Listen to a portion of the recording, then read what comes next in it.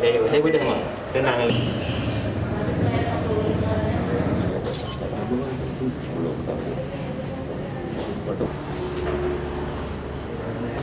Posko ini membantu rekan-rekan kita DPI yang ada di Malaysia untuk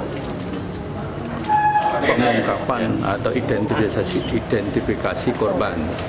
Nah, identifikasi ini sangat memerlukan data-data antemortem. Di sini kita menampung, menggali selengkap-lengkapnya data-data antemortem dari korban yang berasal dari Banda Aceh. Sejauh ini sudah 5 yang korban dari keluarga korban yang telah melapor merasa kehilangan anggota keluarganya atau terindikasi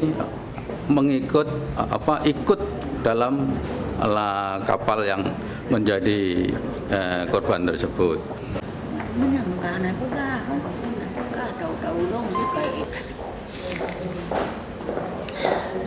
Doa betul betul ya Tuhan, ya Allah, selamat ya selamat ya ada putra juga putra anak putra ibu.